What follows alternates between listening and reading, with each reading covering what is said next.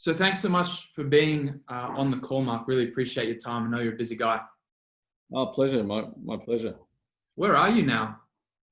We're at George Street showroom. So on the corner of George and Adelaide Street. So 300 George. It's Brisbane Quarter where the W Hotel is. Yes. And so, I mean, it looks really lovely, actually. You just had suits in the background as before. You do women's as well, clearly, which I didn't know.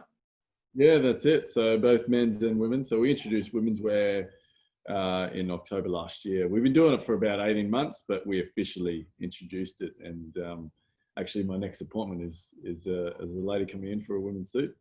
Excellent. So that's like a one-on-one fitting customization. Yeah, so everything we do here is bespoke. So we sit down with them, find out who they are, what they do, what their needs are, and then we look at their eye color, hair color, complexion, understand style a little bit. So we've been trained in color analysis. Okay. And then we sort of, from there, we get a nice idea of who they are. And then we go and suggest fabrics and styles that's going to fit their body shape and make sure that the proportions are there. And in that same consultation, we take some measurements. Yeah. And then from there, we make the fitting mold and also the skeletal base. And then we fit them out and go from there. So I'm jumping ahead a little bit here because we always go through sort of how you got to where you are. But since we're on it, getting a fully customized suit by someone who's been trained must be somewhat expensive. How do you sort of validate that someone is going to be worth your time coming into the shop doing a one-on-one? They generally 95% of the people that come in here buy. So generally, we don't get tire kickers. Okay. The prices on the website and that sort of thing, we look expensive. Yeah. So it sort of, I suppose it sort of takes away some of that element. Mm-hmm. But, we do have bespoke suits starting at 1,500. Okay. And then going up, $5,000, it sort of goes up from 1,500. Yeah. Wherever you want it to be. Yeah, that's really interesting. And I've seen that you guys do like a lot of sort of wedding work. How did that start? And how do you sort of maintain that? Well, basically, so in 2007 or 2008, the financial crisis, the GFC, I had, your lawyers, accountants, stockbrokers, all as clients and predominantly a corporate focus within the business. And then obviously through that era, they all fell off. And so from there, I pivoted towards weddings. And through this time, we've done over 3,500 weddings. We're like a bit of a wedding specialist, I suppose you could say. The way we maintain it is through relationships, through the network. The good thing about the wedding industry, they're all amazingly nice people. Sure. And they're very giving. So we all sort of help each other out. We help build each other. It's a real referral network. Yeah. And once, we've been established for some time now, so we've got that trust and they refer their clients to us. So when you say you do a wedding, that could mean that you do all of the groomsmen and everyone as well, right? So you might bang out 10 suits in one go. Well, that's it. So, we've done full wedding parties. We've actually got our product range. We've got the bespoke suits.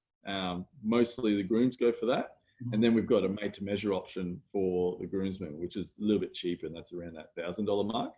So we work around, and the idea around it is making sure that the colors of the suits complement each other. So you're not getting mismatches and all that sort of thing. So do it in one place. We understand the theme, the style, the wedding dress, the flowers. We understand everything we need to know to make or guide them in the right direction so they don't have to really think about it. And when you say you sort of like set up a nice referral network and everyone's nice in the wedding industry, you sort of mean you also have like set up relationships with key partners, like, I don't know, maybe wedding venues, the florists, et cetera, so you all get to know each other, all send each other. Yeah, that's exactly it. So setting up strategic relationships through wedding venues, photographers, celebrants, dressmakers. Some of the dressmakers and designers, they're my clients. So that's how it sort of evolves. So, it takes some time to build that up. But once you've got that trust, and you just keep on delivering for the clients, and they keep on hearing that feedback, you know, the referrers keep on hearing that feedback, and we close the loop. We make sure that we always close the loop. If one of their clients comes in and said, "Hey, Brad referred me," then I'll go back to Brad and say, "Thank you very much." And, you know, I might take him out for a coffee or something like that. You know, but keep on maintaining that relationship. And so, like, the last bit, kind of a technical question, it's an interest of my own. If you have thousands of people that have got custom suits from you, which is quite sort of like an intimate experience, how do you actually manage those relationships? Like, in theory, do you use like a CRM or something like that? And is it easier because people sort of maybe only get a new suit every 6 months or a year or something like that? What's the frequency? Yeah, so they don't need to hear from us week by week. We're not frequent. So we have some clients that buy every quarter. We have some clients every 6 months, every 12 months, every 2 years. Sometimes it could be 3 to 5 years. So we've segmented those clients out. So of course, you know, like anyone, we've got 80% of our clients that usually spend a majority of our income. But then you've got those 20% that comes along for the you know, once in 3 year, once in 5 year sort of scenario. The way we sort of market, I actually do a lot of phone calls, and also text messages and stuff like that to sort of keep in touch. Keep it socially through Instagram and, you know, and Facebook. We have an email database that we send out in educational pieces, and also updates and specials and all those sorts of things. So some people need more attention and want more attention. Some people need less, and they just need to know that we're still here and we're still doing stuff and we're still evolving and interesting, all those sorts of things. So good. Well, congratulations on everything so far. But like I said, we generally start from scratch. So I'm really keen to understand how you even got into this. I know this wasn't your sort of first foray into a career. Like, let's go with a little bit of an outline on what the go is. Yeah, so, you know, 6'5", thin. So I was a basketballer, 98 through to sort of 02. I played with the Townsville Crocs, and then went over to college, played in the US for 1.5 years, and come back, played a little bit more pro, and then at the ripe old age of 25, I decided to retire. Back in the day, the minimum contract was 15 grand, so that's not a lot to live off. And I couldn't, you know, I had a serious girlfriend at the time. She's now my wife. I was like, how am I going to start supporting family, all that sort of thing? So, you know, I've been playing professional and serious basketball since really the age of sort of 15. So a lot of time, 3 trainings a day kind of scenario. And put, you know, when I commit to something, I fully commit to it. And so it just got to a stage where I was like, okay, what's sort of next? And I pivoted completely away. I went into real estate. You know, I enjoy talking to people, and the good thing that sport teaches you is that, you know, you get to talk to CEOs through to your tradie. So you get to understand all different people and be able to relate. I think it's one of. Is that because they're often in your team, that kind of diversity? Oh, it's that sort of diversity, but also, you know, the fans. So you're speaking all the time to the fans and that sort of thing. So you get to really understand people and engage, and that social skill set is pretty invaluable. And that's the one thing that sort of has carried through the short real estate career I had, but into Will Valla.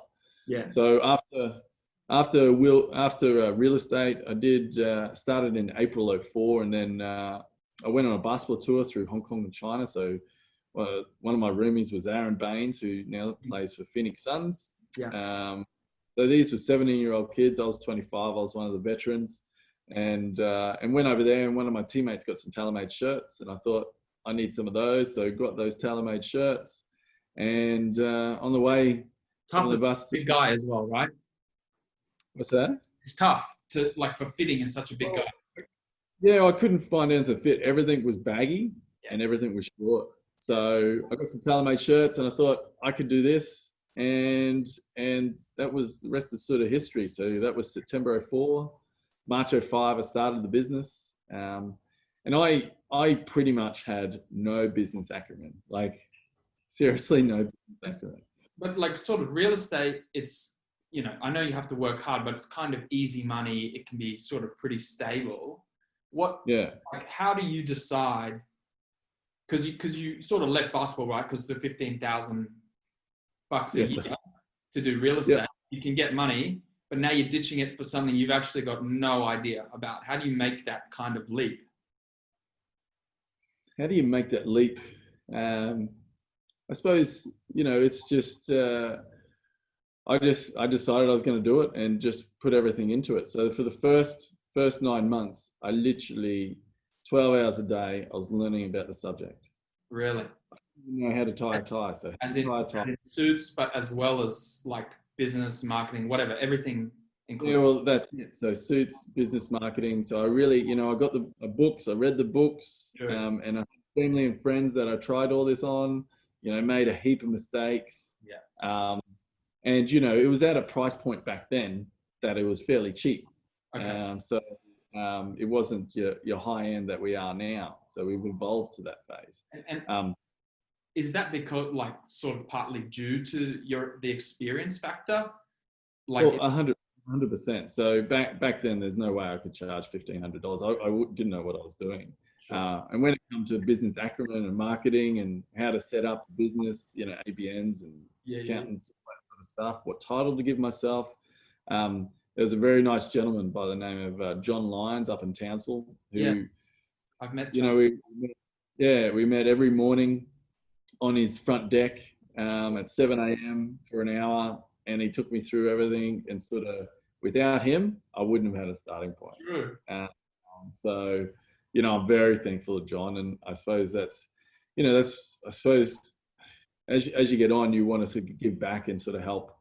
And John was, you know, he gave me the help. Without him, I wouldn't be here. That's awesome. All right, so you tell me about like the starting point. You sort of decided, of course, you went on that trip. What do you do next? So it was establishing I suppose the supply chain. So with the tails, established that. Did a couple of things, you know, fitted these guys out. Then started to understand. I didn't really know what I was talking about, obviously. So then friends and stuff. I was going down the eastern seaboard. So I was living in Townsville. I was doing clients in Brisbane, Sydney, and Melbourne. I walked into a car dealership, Lamborghini and Ferrari car dealership down in Melbourne. I said, "Hey, I'm doing this." I mean, when you think about it, I think that was 2007. I did that. I made him some jackets, and he's just the owner there. He's just like, "This is not right." I'm like, "All right, teach me." You know, I was so green, and he said, "Listen, I'll introduce you to Paul. He knows a lot about suits and that sort of thing." So with Paul, I met Paul. I said, "Paul, can you help me?" He was like, "Yeah." I said, "I need to go over to Hong Kong, get a really good supplier." And so I took him and his wife over to Hong Kong. And literally we arrived there the Sunday night, Monday morning, 10 a.m. He accidentally took me to the wrong place. So he had some contacts over there. He accidentally took me to the wrong place. We walked into this place and I went, "Yeah, this is it.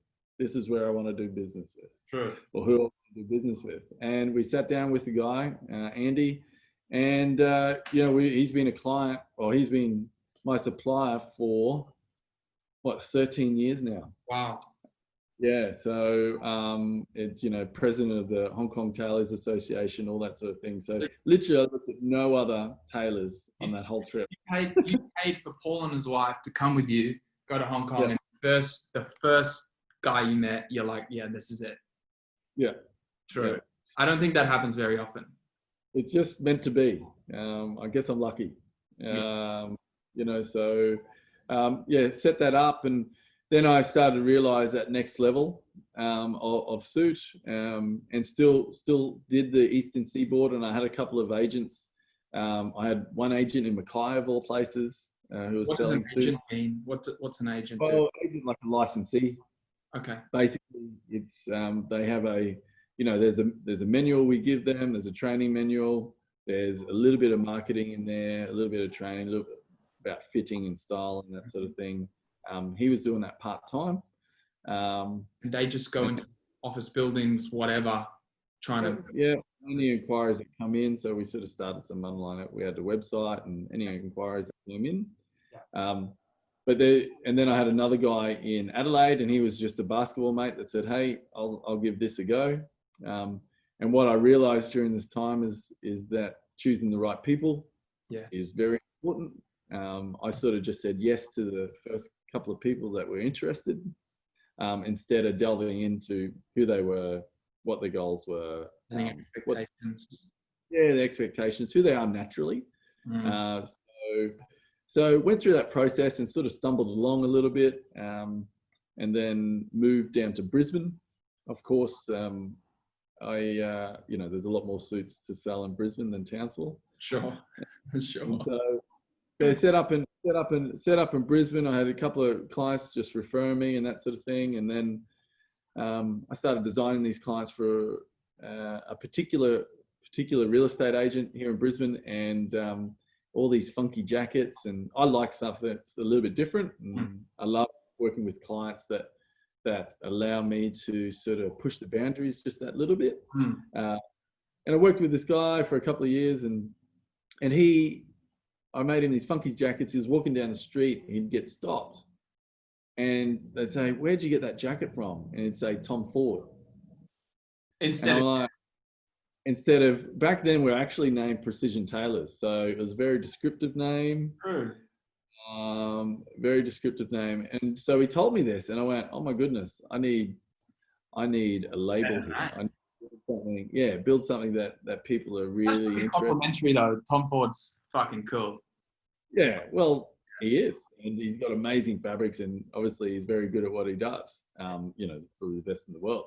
But it was from that stage I really realized that you can't just have a business. You need a label. You need a brand. You need a brand that people are proud to wear and proud to talk about. So, that took me on the next journey of who we are today. And speaking of brand, I'm sort of interested to hear. Do you have some sort of thing? I don't know. Maybe on your suits on the bottom right, you've got a little logo or anything like that sort of stands out. How have you gone about that?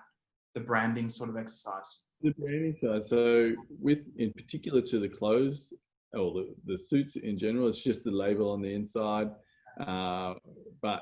But we tend not to have the branded buttons. I like a real nice mother of pearl button. I'd rather just show quality. Sure. And then specifically on the suits, some of the suit labels put a red stitch or a blue stitch in a certain space. We'll evolve into that, but I'm not overly looking to do that in a branding space. When it comes to our shoes and polos and those sorts of things, of course they've got the Will Valor on them. Okay. So I suppose the story around the brand is maybe an interesting one for people to hear as well. Because you were just had your licensees or whatever they're called out trying to flog it. It didn't work out. Didn't work out with those guys. I just sort of went back to me doing pretty much everything. So I worked pretty hard through those years, and so during that time I needed to set up a label, and so I went to a branding agency, and I gave them the brief, and I told them that I didn't want my name to be part of it, so Mark Ferguson at all. They came back to me with Ferguson and Co. And I said, I can come up with Ferguson. Nailed the brief. I like, please, Ferguson and Black. I said, I told you I didn't want my name in it. And Brad, thanks. That's it. And I was like, thank you. So, that's $5,000 or whatever it was, is just made, a good waste. But so I kept on going. It actually took me 12 months to work out what the brand was going to be, because you need something that's memorable. It needs to have a story behind it. You need to be able to trademark it. You need to have the .com and .com.au address. Yeah. So coming up with a new brand is actually not an easy thing. No. And so that's why some people pay, $100,000 for a brand. Did you spend time speaking with your current client base about their feelings toward it? I did. I ran a few things past them, people I trusted. But really, I go on gut feel a lot of the time. My wife is that great sounding board. So her and I, she's been through this with me. So she and I really worked this out. And have you guys got sort of complementary personality types? Like she doesn't see things exactly the same way as you? Yeah, exactly. So she's very conservative, and I've got a risk factor of probably 8. She's got a risk factor 2 or 3. That's great. So it's great for that sense. Of course, it causes friction sometimes, but you learn how to work that out. Yeah. But when it came back to the brand, I really liked the word valor. So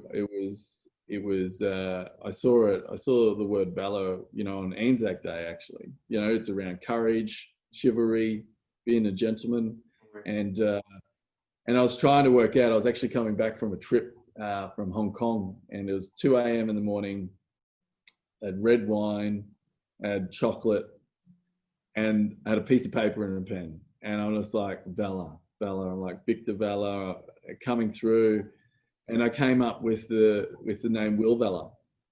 And, it was, that was in 2010. So my son was born then. Maybe that was part of the reason. I'm not really sure. His name's Willem. Will, right. And Will Valor. And I had 2 L's, of course. And then I just chopped off the L to make it look better. Yeah. So instead of having VALOUR, the Australian spelling of it, I did the American spelling. Yeah.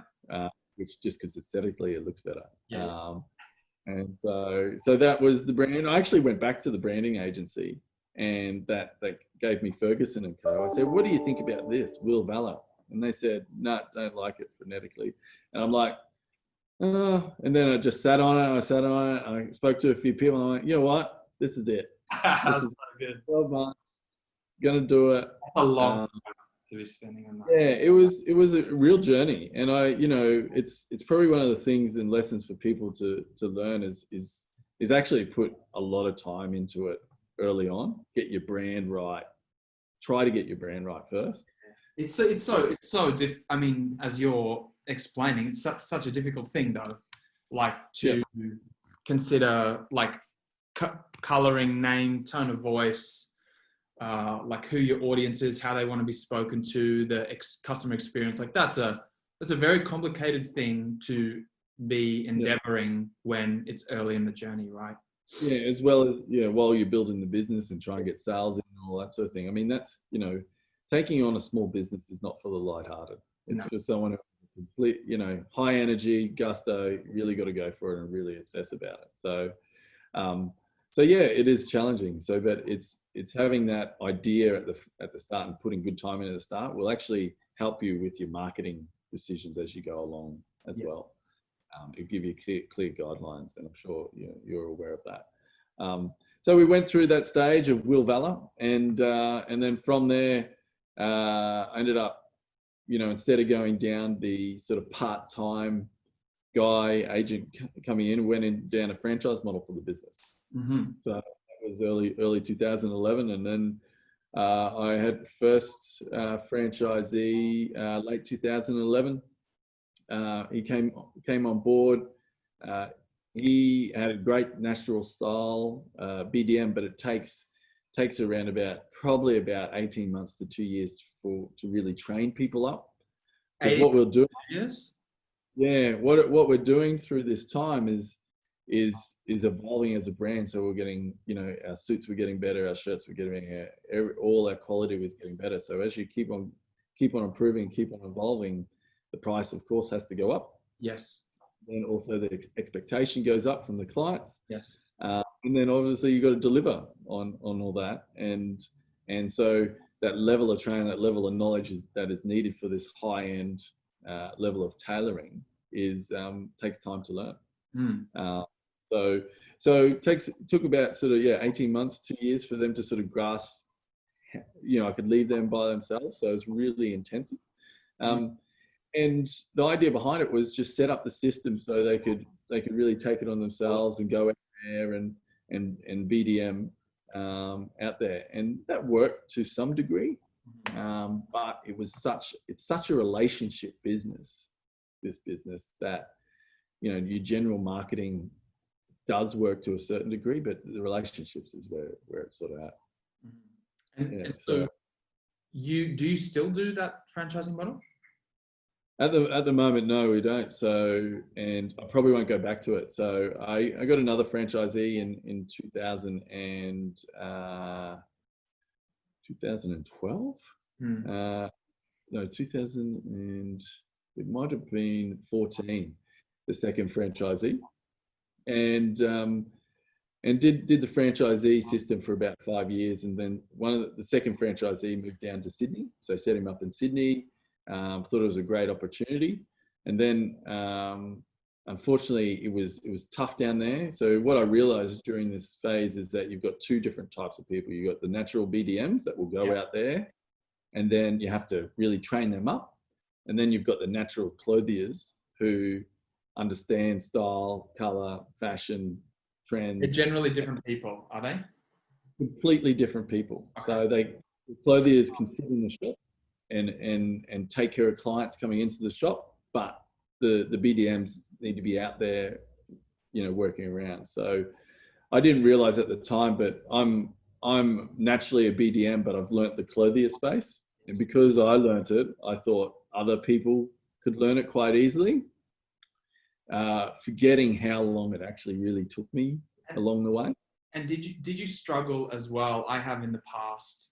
It was probably my biggest struggle is sort of expecting the franchisees or your staff to be able to replicate what you do to some sort of similar standard, work the same hours, have that buy-in, whatever. Yeah, I had massive problems with understanding that. Yeah. I thought because I can do it, anyone can do it. Yeah. And it's not actually the case. And so people are either that BDM or that clothier. If they're both like I am, then they have their own label. They're probably doing their own thing. Exactly. They're doing their own thing. So getting top quality franchisees is a little bit of a challenge. Yeah. So we went down the path. It didn't work out in Sydney, unfortunately, and sort of we decided just to sort of separate ways, go our different ways. And so from there, I decided I'm just going to headhunt people. And so people get clothiers basically, and that have been highly trained. For instance, my manager now has been trained in Zegna over in Italy and Switzerland. So headhunted him, or actually just suggested we have a chat, and then from there, sort of build out the marketing side to help support his skill set. Yeah. And that's what we can do from there. Yeah. So, but the franchising is not going on anymore. When and how did you decide to stop that? And then what was the next play? Yeah. So in 2017, unfortunately, one of the franchisees stole some money. Sure. and then set up his own business. So how does that literally happen? Cash. Client cash. I see. And so, unfortunately, he was in a desperate place, and there wasn't probably great levels of communication between me and him. And, looking back, I probably should have supported him on getting a part-time job. Sure. But my thought process was is once you start not 100% focusing on the business, on his business, therefore it sort of fades away. And that's and I guess my learnings from that is that's my mentality on it. And it probably needed to be just a slow build, maybe over a couple of years, rather than going straight in and then making it work. And that's the difference between a natural clothier and a BDM. And I didn't fully understand that at the time. So, you know, we're okay right now, and we've moved on and we've moved past that. But at the same time, that's pretty hard to sort of deal with. It was very difficult to deal with at the time, with the betrayal side of things. But you know, we've moved on and gone from there. So, but at that point, I just went, you know what? I think that's it for the franchise. I've given it a good 5 years of my time and energy. Final straw. Yeah, it was just like, okay, well, this is not going to work. What's the alternative? And that the alternative is just employing good people and creating a culture around that. And, you know, like in any of your businesses that you've had, you know, everything's going right for one moment, and then the next moment it's not going right. And, you know, that's just the way business and life works. And as long as you can keep on moving with and not, you know, probably not get too excited about the good times and too low on the bad times, and try and get some sort of balance and moderation in there, then you're sort of winning, I think. And I think also something that I've had a lot of trouble with, and it sounds like you're a very similar kind of guy, is let's say like sort of strict goal setting. I'm the kind of person where I'm like, well, I can do everything at once, and then whenever I've reached that goal or near that goal, the goalposts just move again, and it's this never-ending struggle. How have you sort of gone through that? Well, I went through a difficult time in 2016. So my brother passed away. So my younger brother, I'm one of 3 boys. And to be quite honest, that was sort of mid 2016. And that sort of, from that point on, I actually started thinking about life a little bit differently. Yes. And started understanding the quality. You know, I've actually got 3 kids. And it you know, when things like this happen out of the blue, it shocks you into new realities and understanding and diving deep within yourself. So that helped me, you know, I try to think of, or try to get positives out of everything that happens. And, you know, if there is a positive out of that, it's about me understanding, you know, who I am truly, and trying to, like you said, the goal's always moving and never really being satisfied. So how do you get satisfied? Because you're always pushing. And start enjoying the moments. And better.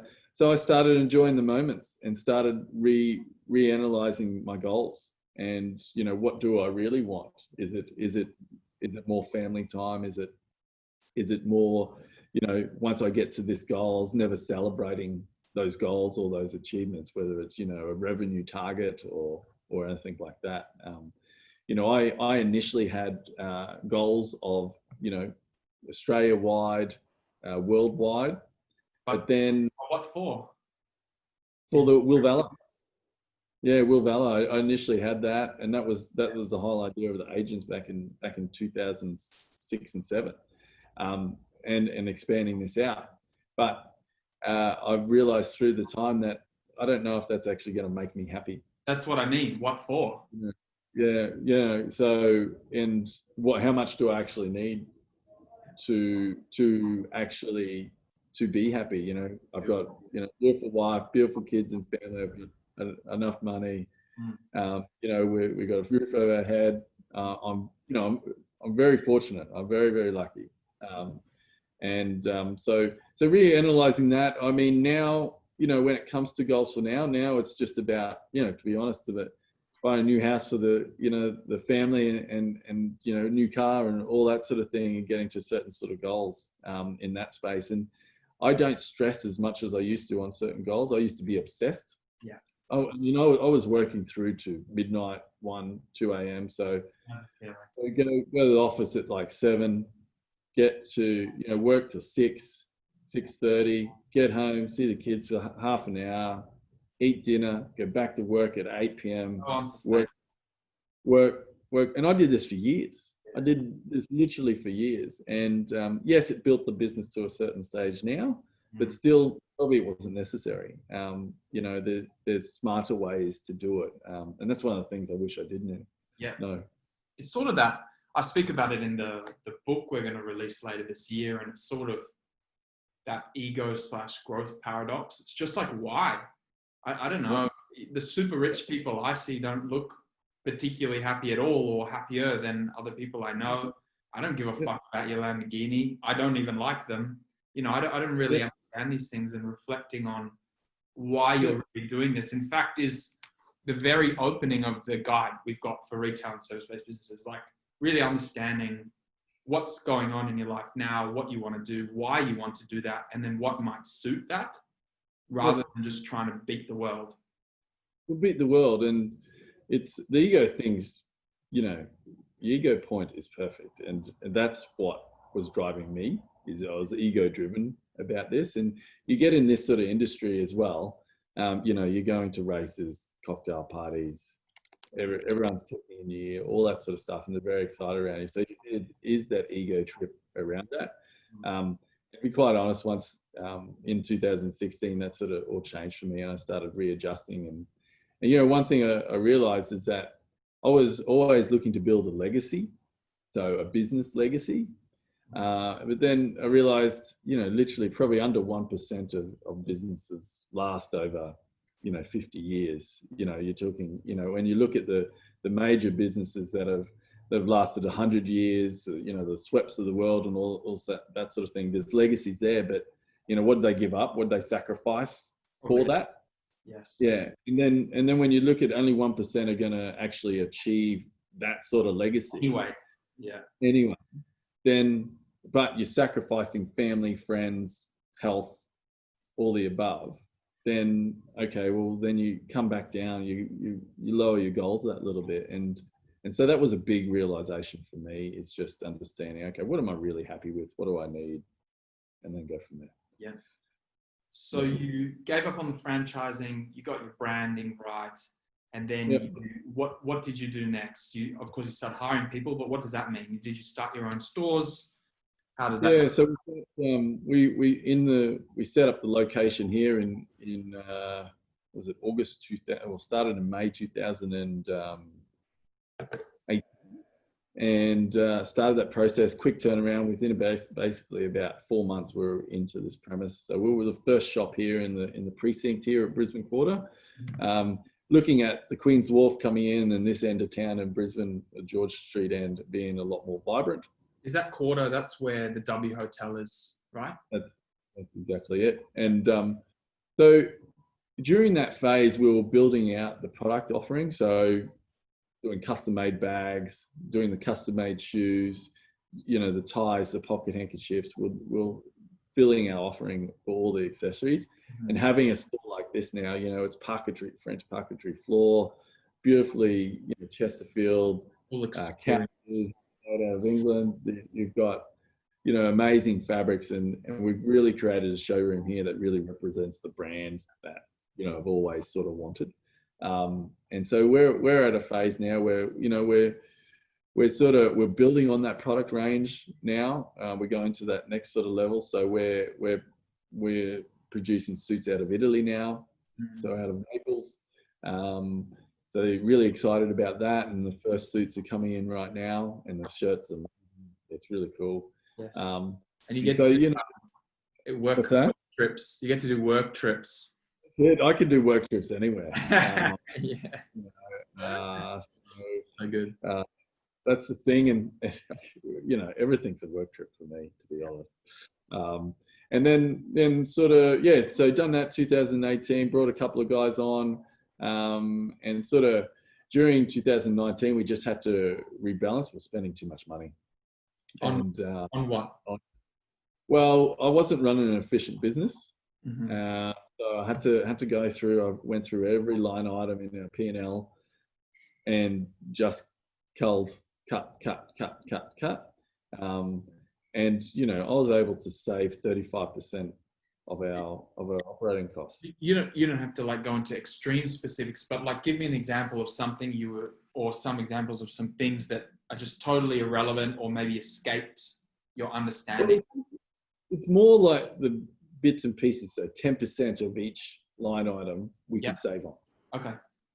And so you go through and go higher or How do you go? Well, insurances, renegotiate insurance, renegotiate supply agreements for hangers, renegotiate bag agreements, renegotiate for our suiting suppliers and shirting suppliers. So all that just went all through that.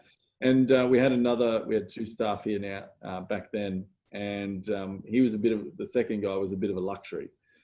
So we didn't really need him with myself and Tamer here. So therefore I ended up cutting that, and that really enabled us to be a business that was quite profitable, a lot more profitable than it was previously. And as my family grows, they need more money. Yes, yes, they do. And when you're renegotiating or like let's say renegotiating the hangers or something, how do you actually go about that? You talk about volume. Yes. So we will buy more at a 5% or 10% off, but also go back to, we've been a client for 6 years. Okay, we've never asked you for anything. We need 10% off, and just having those frank conversations, and understanding that in those, I did my research enough to know what I should ask for, how much I should ask for off, and then understanding if they weren't willing to come to the table, I was willing to walk away. And so did my research, and then we achieved the cuts that we needed to do. That's excellent. So great. Yeah. And so you've just got the one store now? You just got the one store in Brisbane. I traveled down to Sydney and Melbourne, and still do that. Like obviously during COVID now, there's no really traveling down there. How do you do that?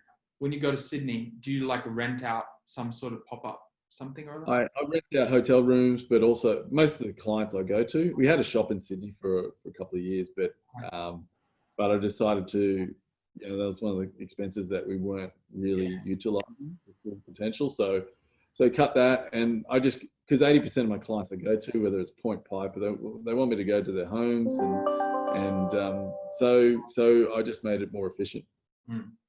So good. And so what's the plan moving forward? You said you'd set some goals. I mean, I don't need to know exact revenue targets or anything, but what's going on for the next sort of couple of years? Well, the next goals, I've been working on projects for the last sort of 12 months, I suppose. And COVID put a little bit of a hold on that. The official launch of the Italian tailor will come up. But also last year we were invited to tender for the Crown uniforms for Crown Sydney. Sorry, 1 second.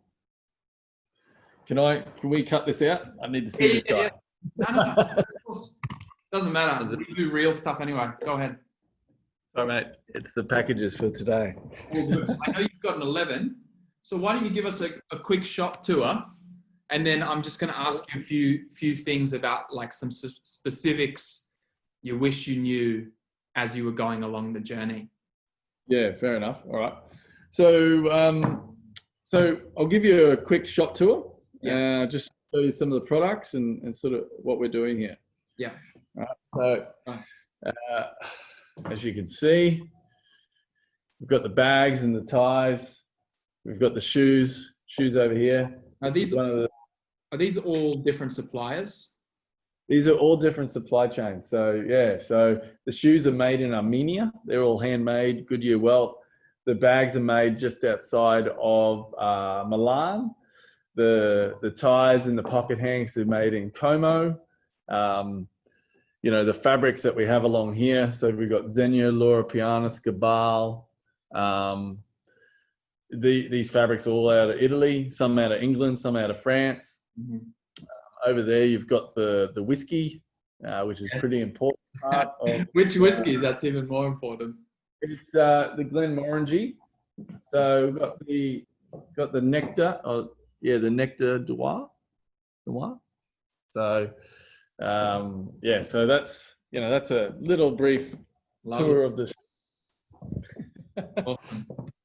So tell me, just to finish off, like some really key things that you wish you knew along the journey. One of the first things I learned is to get a good accountant. understand what a good accountant is too. And and any idea what that is? well, someone who's creative, understands your business, but it's not someone who needs prompting to give you all the benefits that you should be getting. I actually had an accountant who was, he was the director of PwC up in Townsville. I thought, yep, I'll go with this guy. I know him, he's a client. Anyway, he didn't do our tax returns for a year or two. And he's like, oh, I'm sorry, it slipped through the cracks. And I was just like, slipped through the cracks? What do you mean? Yeah, so get yourself a really good accountant. I think, understand branding. I guess that was the one big learnings for me. Really understand what type of people you really want. And one of the things I wish I probably knew earlier is around momentum as well. Is understanding what momentum looks like in your business and your industry. Do you mind sort of expanding on that slightly? Well, as you probably realize, momentum in any sort of sales business is pretty important. So understand your delivery timeframes, when to deliver a certain garment so the momentum keeps on going, and when to get in touch with people. Another thing that I sort of rely on is when I think of someone, I call them. True. So if I think of someone, then I'll call them. They'll go, hey, I've just been thinking about you. Yeah, I'm like, yep. And really? From there. That's actually really nice. So could be a lot of calls. What's that? Could be a lot of calls. A lot of calls, yeah. I guess there's some of the things that I wish I knew. There's probably one of the things I wish I knew, myself a little bit better. As you go along, I guess, when you're starting business, you learn, you don't really know yourself as much because you haven't been challenged as much. Yes. I tend to probably overthink some situations and rather than just let it flow. Yeah. So they're probably some of the things that I wish I knew. To finish up, there's two major things that I can reflect upon that were really challenging for me when I worked fashion and had retail. The first was finding good suppliers and doing deals with them because, mostly because of delivery dates and so on, but also quality control. I had huge issues with that. And then the second thing, and this was a question I was thinking about a bit earlier, is product range. I remember when I was doing shoes, I used to believe, when I went to a show, I had to have 22 different pieces with 3 different colorways and this, that, and the other. And so the actual cost of the sample collection could have cost £250,000. But in reality, when a big buyer came to me, from Saks or something, they just choose 1 or 2 pairs in a set amount of sizes, and that's all. And when I reflect on that, I go, Jesus, I wish I just did, of course, not Doc Martens, but Doc Martens or Converse or something. They got it right. Way cheaper, and then they just had really cool people representing them, and so I'm really interested as well on this this product expansion and why you chose that. I just saw opportunities. I guess I like the craftsmanship. I love the quality products, and I love the craftsmanship. For example, the bags. We haven't sold heaps of bags, but I love them. And it's like art within the showroom anyway. So instead of having heaps of artwork or anything like that, I let the clothing, the bags, the shoes, and all that sort of speak for themselves. Quality control is that's why, the Italian Tailor, we've been working on it for 6 months prior to launching it.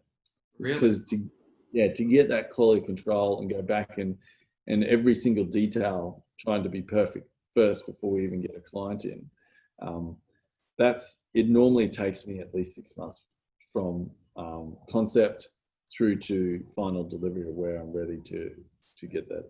That's an enormous amount of time to spend on a product. How can you budget for that predict how many you could sell or something to try and make up for that Because- time investment? Because everything's bespoke, we don't have to buy large quantities. I see. And so it's Everything's really the deal with the supplier is what makes a Yep. difference. Yeah, that's it. The quality that they provide and how their process is. So we're very process driven here. And the Willvalor systems that we created manages the order management side of things regarding shipping and delivery. So So you've made some sort of custom POS system for yourself. yeah, that's exactly it. Wow. I think my 11 o'clock's here. That's all right. Well, Mark, What about if we do you want to revisit that with the custom software side? well, we can another time, but for now, get to your client. I know they're all important, much more important than me. That's it. Thank you so much for your time this morning. Oh, no problem. All right, I'll talk to you soon. You're a legend. See you.